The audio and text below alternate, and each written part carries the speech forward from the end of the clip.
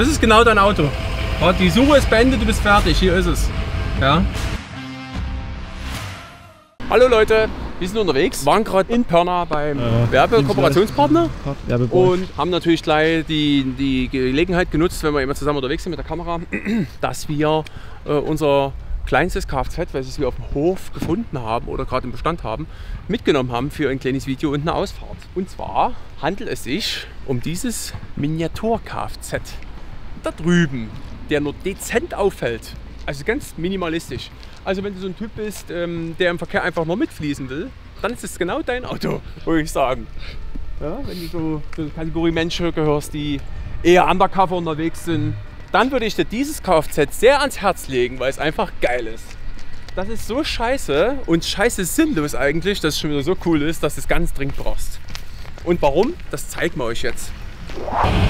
Ja, wir fangen mal negativ an. Wir sitzen im Ford Excursion im 6 Liter Power Stroke Diesel V8 Turbocharged Engine. Der Feinstauberzeuger Nummer 1 mit einem 30 Zoll Endrohr-Auspuff, oder? Ja, da kannst du. Das ist so dick. Da würde der Berti jetzt sagen, von Manta Manta, so dick, da musst du ein Gitter vormachen, dass die Penner nicht reinkriechen. Dass die Penner nicht reinkriechen. Ich muss mich hier wirklich auf die Fahrt konzentrieren, aus dem einfachen Grund, dieses Kfz schwimmt mehr, als es fährt. Aber das ist schon wieder so übertrieben geil, dass es fast schon wieder Spaß macht. Klingt zwar völlig unlogisch und ist bestimmt auch völlig bescheuert, aber es ist geil. Julian, guck einfach mal hier über die Haube. Ja.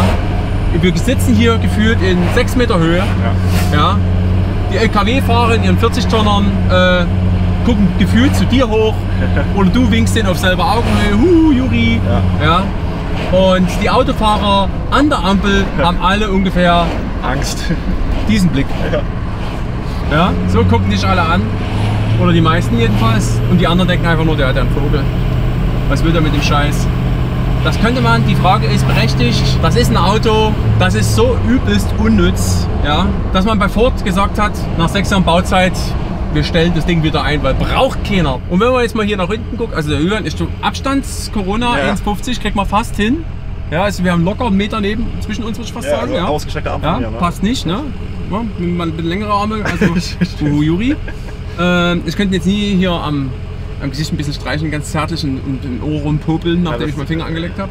Ja, da müsste ich mich schon rüberlegen. Und, guck mal nach hinten. Ja. Also nach uns noch 2 weitere Sitzreihen und im Kofferraum könnte auch noch einer wohnen. Das ist ein Schulbus hier. Ja, es ist eigentlich eher ein Schulbus. Hier passen effektiv, glaube ich, ja, wie viele sitzen auf der Rückbank? 2 Gurte sehe ich jetzt von hier aus und ich weiß nicht, ob da noch ein Mitgurt ist. Also hier sind es auf jeden Fall 2, das sind also 2, 3 und dann 7 also. Und Kofferraum noch. Also Kofferraum ohne wirklich für Gepäck für gefühlt 7 Leute. Ja, da ist halt wirklich noch Platz dann. Ne? Das ist ja, das, ja. Das ist echt Peter Pervers groß. Also, und dein bester Freund sind Parkhäuser und Parklücken. Die wirst du nämlich nicht finden. Ja. Also ganz ohne Scheiß, das ist ein Show- und Shine-Car für einen stattlichen Auftritt, für Verrückte, die fette Diesel mögen mit Turbolader, die noch richtig fette Diesel-AUs auf die Straße legen bei Bedarf, ja, wo du deinen Nachbarn oder deinen nebendran stehenden einfach mal mit einer fetten Dieselwolke stehen lassen kannst, ne? Ja. Wenn er richtig heiß ist. Wir fahren gerade erstmal warm, das dauert hier eine ganze Weile.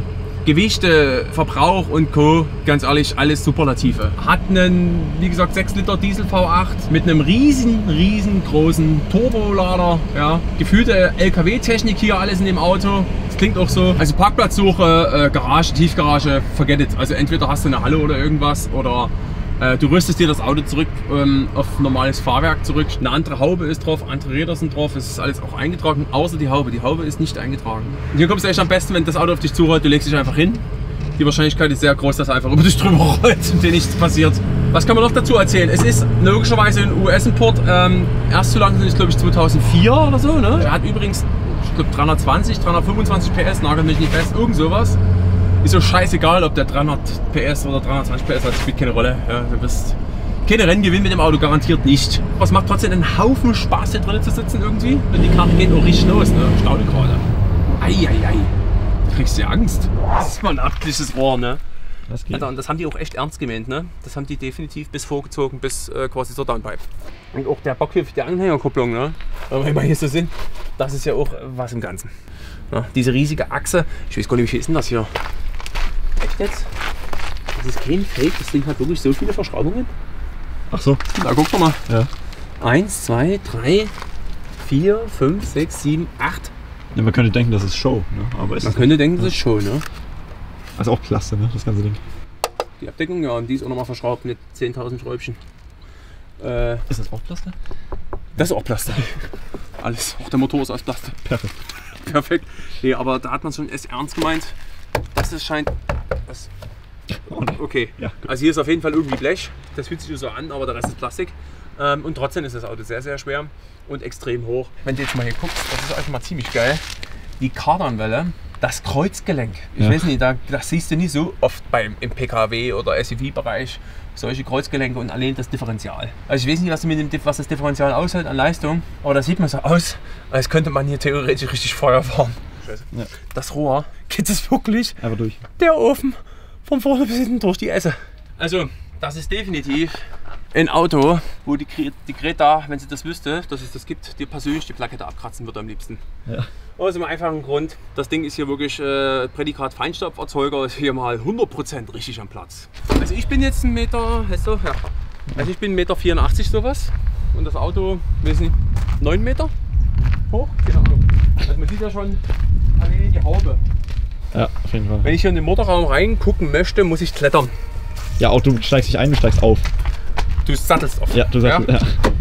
So, also ganz ehrlich, du kannst das Auto gar nicht besoffen fahren, weil die würdest du niemals reinschaffen. Gefühlt, ja.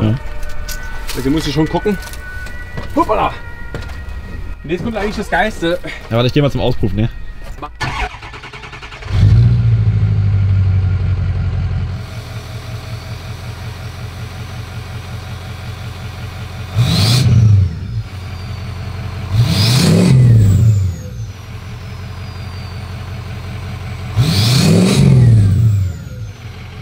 Ist das geil oder ist das geil? Guck mal einmal her. Mal gucken, kriegst du das drauf? Achtung! Das Ansauggeräusch, der Lader, einfach alles ist an dem Auto einfach nur unnormal. Achtung! Das Auto ist warm, ne? Wir sind erst gefahren, der Stall ist vielleicht eine halbe Stunde.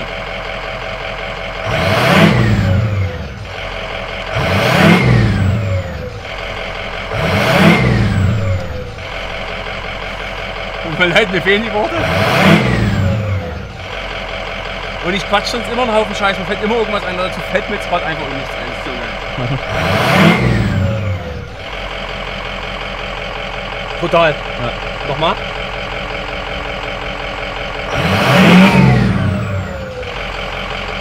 Übel. Um ehrlich zu sein, bekommt man doch recht unterschiedliche Reaktionen. Vom Kopfschütteln bis zum Geil, bis zum einfach nur ratlosen Blick oder fragenden Blick, was ist das? Einfach schockiert. Einfach nur schockiert die Leute. Ja. Du siehst sowas ja auch echt selten, eigentlich so ein fetten. Es ist echt übel selten. Gerade beim Ausparken ist natürlich aufgefallen, dass das mit dem Auto natürlich nie ohne weiteres geht. Warum? Weil du hier wirklich so hoch bist, dass du im Rückspiegel einfach nie siehst, was jetzt gerade hinter dir los ist. Also hier würde es sich doch sehr empfehlen, das vorsinnflutliche Radio auszubauen, auch wenn es funktioniert. Und hier einen Doppeldienst mit einer vernünftigen Kamera hinten, dann hast du den Stress beseitigt auf jeden Fall. Das würde ich doch sehr empfehlen. Ja. Was eben typisch Ami ist, du sitzt hier in diesen fetten Einzelsofas sitzen, einfach übel bequem. Ja. Also sitzen kannst du hier wahrscheinlich 2 Jahre lang am Stück, ohne eben aufstehen zu müssen. Ja, auf jeden Fall. Gefühlt. Ja.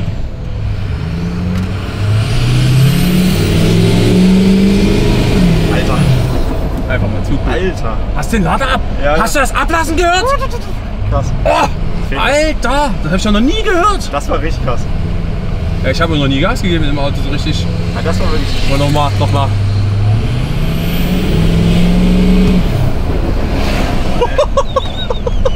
Halt's Maul! Was ist denn das? Biest einfach. Das ist nicht die Beast Unleashed, das ist die Bestie, das Auto. Also klangtechnisch, von der Fahreigenschaft her auf jeden Fall nie. Das ist einfach nur lustig, ja. Und hier musst du wach sein beim Fahren. Hier ist nichts zum, wie will ich denn sagen, blöd rumeiern ist es nichts. Also kannst schon, aber nicht im Stadtverkehr. Aber es macht halt einfach Spaß, die Soundkulisse. Wer das Blickbad der anderen leiden kann, wer das cool findet, wenn das Spaß macht, das ist genau dein Auto. Die Suche ist beendet, du bist fertig, hier ist es. Also Spritverbrauch und Zeug, du ganz ehrlich, geh mal von realistischen 20 Liter Tendenz nach oben aus. Es wirkt wahrscheinlich im Video noch nicht mal so schlimm, wie es tatsächlich ist, weil wenn du an dem Auto wirklich noch stehst und drin sitzt, kriegst du echt kurz Respekt, weil es einfach so riesig ist. Ich finde ja die Geräuschkulisse. Ja. Tut mir leid, ich bin ja sowieso ein totaler Oldschool-Diesel-Fan, ne? 6- oder 8-Zylinder-Diesel, mega, am besten ohne irgendwas, ja, mit Druck und großen Lader. Ja. Mega! Da gibt es einfach eigentlich nie viel Geileres in der Sparte, in dem Bereich. Und das bringt das Auto genau mit. Leck mich!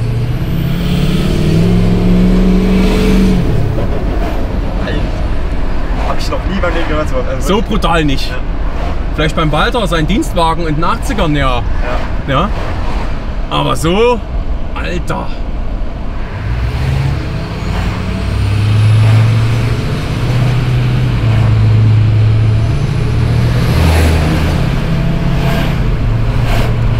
Und so vom Gefühl her, wie kann man das so umschreiben, wie sich das hier anfühlt, wie die anderen Verkehrsteilnehmer, wie du die wahrnimmst. Und zwar ungefähr so, als wärst du am Alex auf dem Berliner Fernsehturm und guckst von oben runter.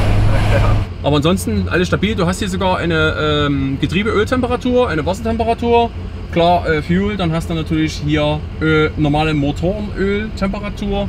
Und dann haben wir einen Allrad zuschaltbar. Wir fahren jetzt gerade auf Heckantrieb. Schon mit da wirklich PDC, ne? Ja, hat er auch. Also das okay. Glaube ich, aber. Habe ich jetzt nicht mitbekommen.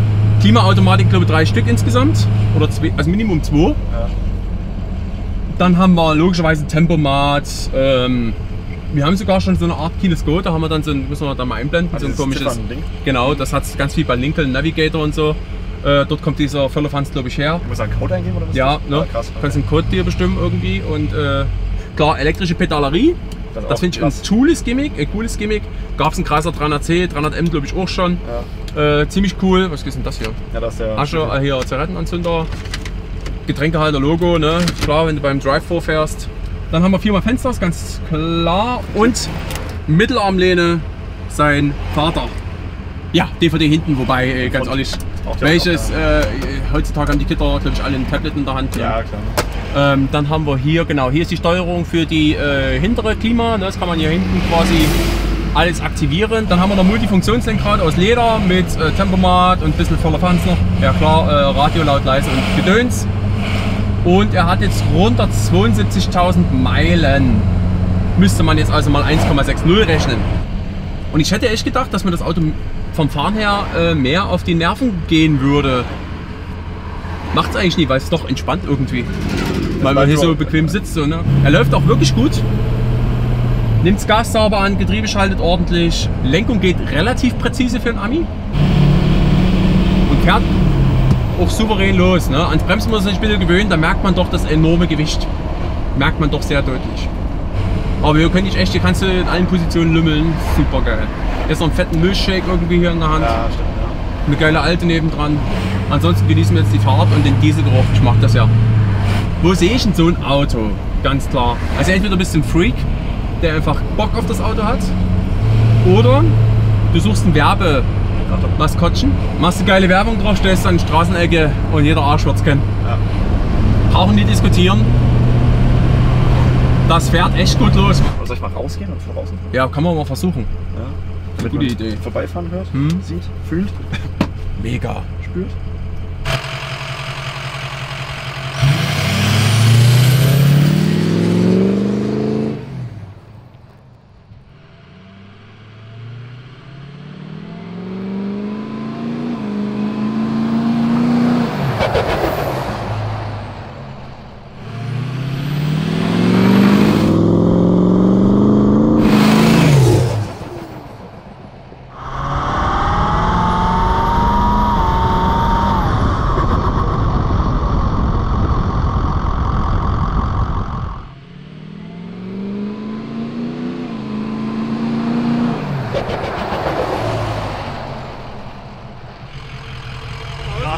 Krass. Ja? Ja. Alter krass. Also noch krasser als innen eigentlich. Echt, ja? Ja.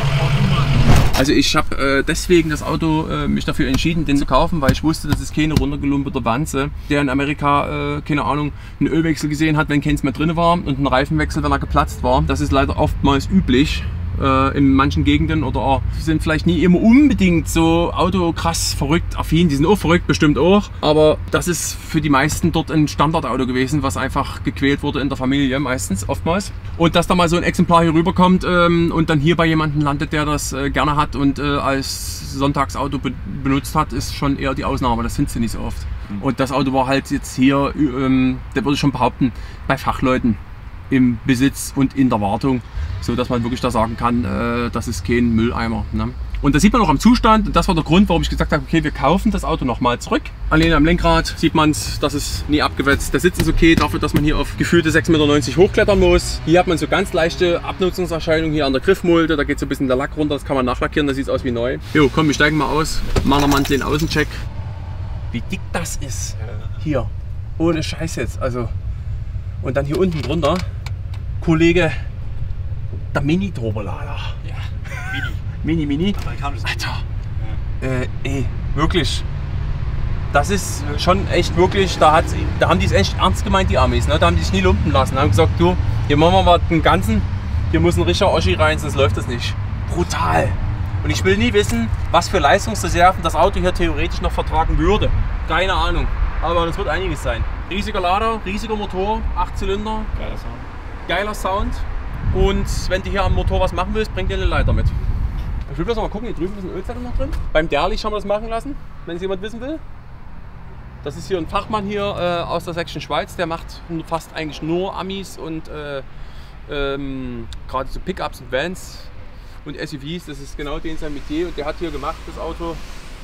Bei einem Meilenstand bei 72.206 ist hier frisches Castrol reingekommen, 15 W40, Spec Truck. Man könnte mal einen Unterbodenschutz erneuern, dass man ein bisschen mit Trockeneis abstrahlen, wer so richtig verliebt ist jetzt. Ne? Wer sagt, ey geil, das Auto will ich mir die nächsten 30 Jahre irgendwo hinstellen oder sowas, da kannst du dir den Aufwand machen. Wobei das Stahlblech, was hier unten drunter verbaut ist, so dick ist. Bis das durch ist, ne? Bis das durch ist, dauert glaube ich ganz lange. Der Akku ist alle, wir verabschieden uns jetzt.